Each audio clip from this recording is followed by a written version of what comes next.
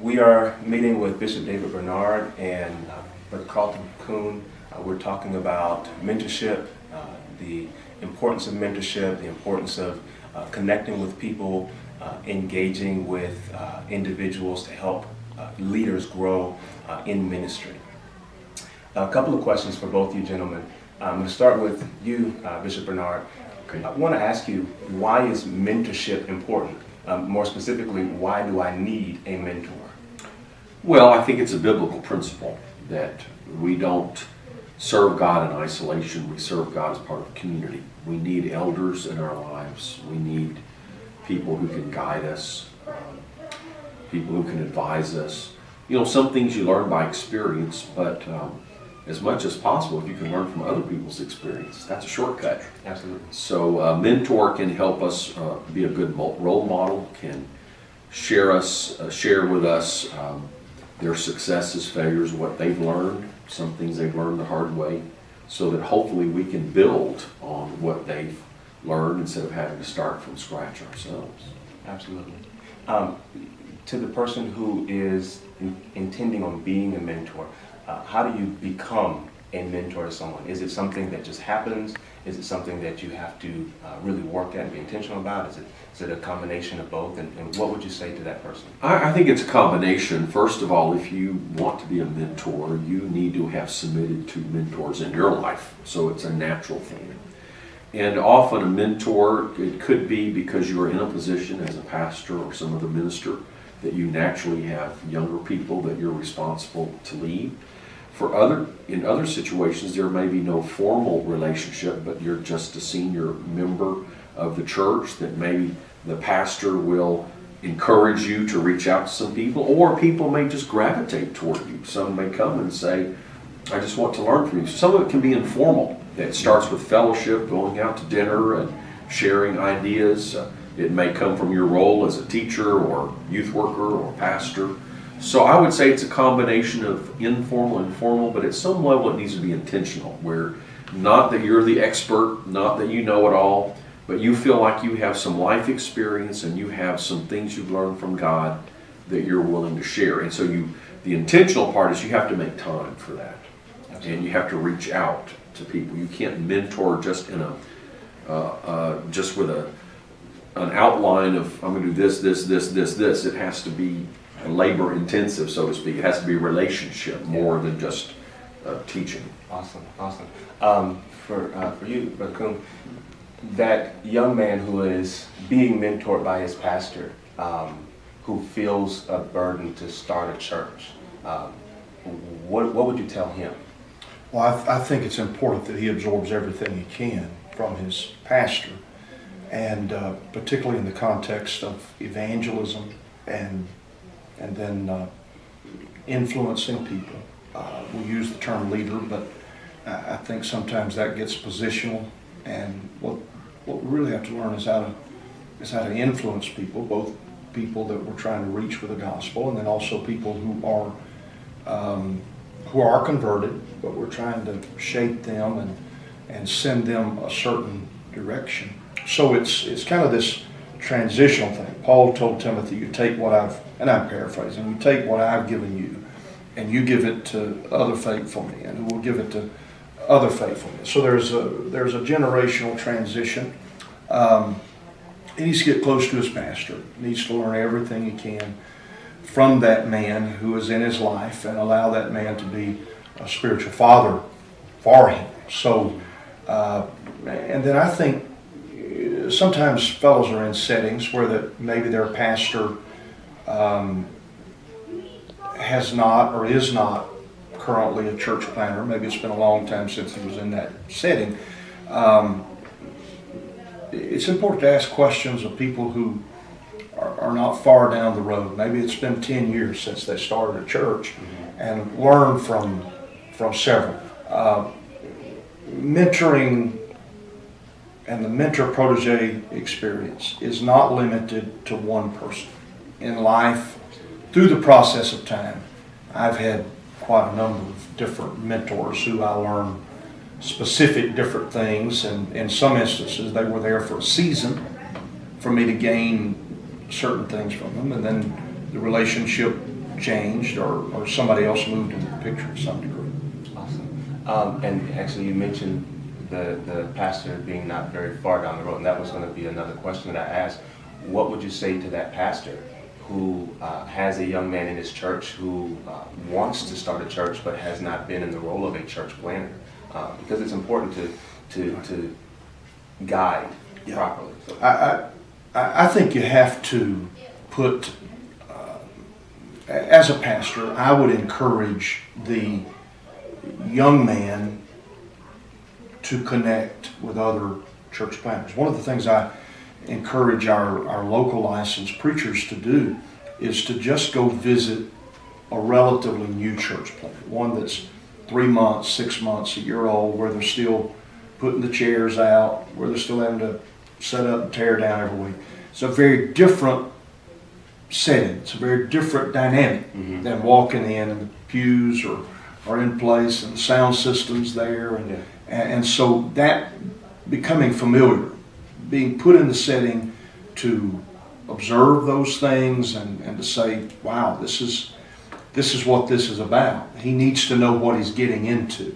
So as a pastor, I'm going to encourage him, hey, you may not be going to preach for this fellow, but you need to go observe. You need to go ask him questions. Absolutely. You need to learn what's involved in this. Absolutely. And Bishop Bernard, is there anything that you would say to that pastor to help encourage him to be more mindful of or more focused on planting churches? Well, I think the pastor needs to be sensitive to opportunities. A pastor is focused on building his local church, which is right, as he should be, but the pastor needs to be thinking, is God trying to open a door that's bigger? For instance, a Bible study. If people are living a certain distance away, or maybe it's another ethnicity or another language group, or maybe it's an area of town or a suburb or neighboring town where there's no church. Instead of just thinking, well, I can win one soul and add them to the church, you might say, I wonder if this could be an opportunity for something bigger. You know, if there's a family that starts gathering, you got 10 people coming every week, then start thinking of options. And so that's what I did as a pastor. When I had someone who lived in some of those categories, I would start thinking, could this be an opportunity? Or when someone would come to me saying, I feel a call to preach, and they would go through the training and they seem to be fairly stable. Of course, I would urge them to get involved in winning souls. But as they would start winning souls doing Bible studies and so on, then I wonder if this could be the nucleus of starting a church. So I think the pastor has to be aware of the opportunities for a preaching point or a daughter work, instead of simply just looking at it as evangelism generically, but try to ask God, what are you trying to do in this situation? Absolutely. And just maybe one or two more questions. We know missionaries, we have metro missionaries, urban missionaries, we have missionaries that we send out to different places. Talk to that person, that pastor or that young man who wants to be a missionary about both types of opportunities, and if both of you will.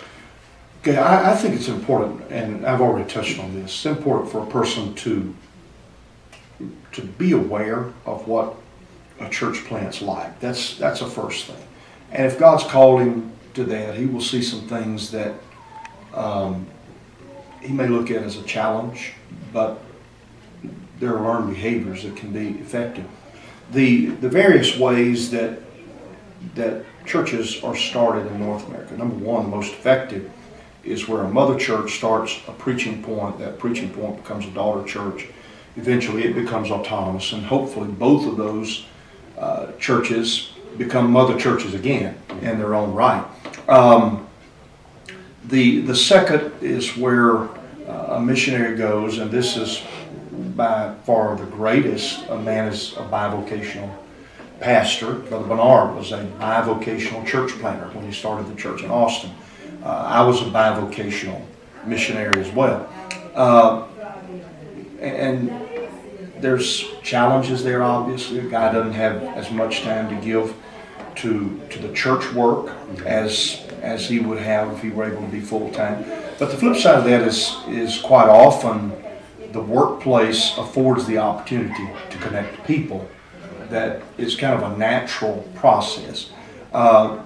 we assist many of our church planners with Christmas for Christ, and unless a guy can live extremely inexpensively, that's never going to cover all of their costs. You mentioned Metro Missions. Metro Missions is an approach where that it's equivalent to a global missionary in the sense that the individual deputizes, they become, they go on site full time, and this is approved by any number of different levels, including the executive board. One that we added just last year that I'm really excited about, the possibilities with it, is North America Forward. And this is basically a way to fund people who are veteran church planners, where that they can be full-time starting additional churches, hopefully, not just an additional church, but multiple churches. And the objective here is career church planners, people who are going to spend their whole life starting churches. They may not be in a metro setting.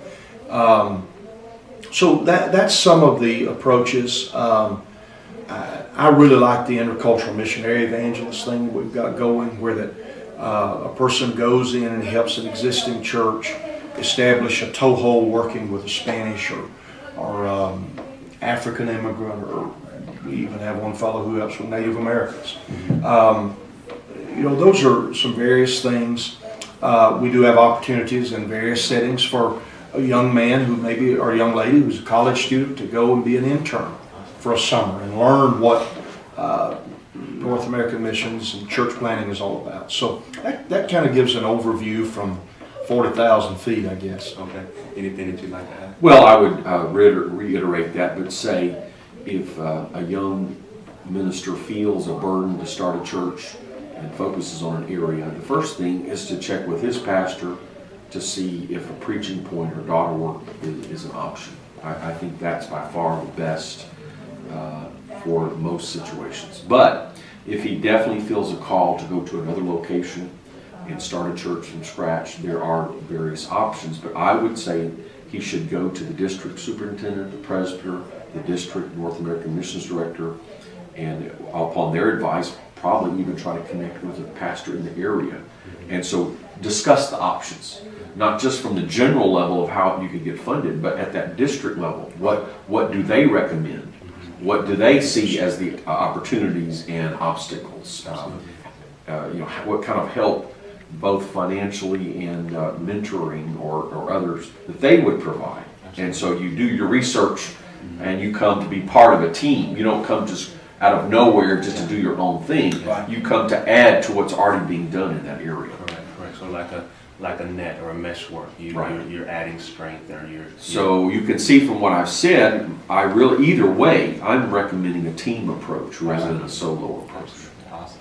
Well, one of the terms we use sometimes is that we've unfortunately just sometimes parachuted folks in. We kind of push them out of the plane and we'll see you if you survive, but that hasn't worked real well. So what Brother Bernard's describing is much more effective. And we actually have districts that when a person comes to start a church, even if he is moving from another part of the country, they immediately connect him and his family with a pastor and a church. And the district's instruction is that once a week, you're to be in this church. This man is your pastor. You're to stay with that until this pastor feels that your work is far enough along that you don't need their sustenance and undergird. And it's worked extremely well. It's one of our fastest growing districts. Awesome. Well, one of the goals that we have is to help encourage and mentor and develop, and so that's the reason for this conversation is just to make sure that we provide some resources to make sure that young ministers have what they need or have the guidance that they need in order to be successful and effective in ministries. Thank you both very much for your time. I appreciate that. Appreciate it.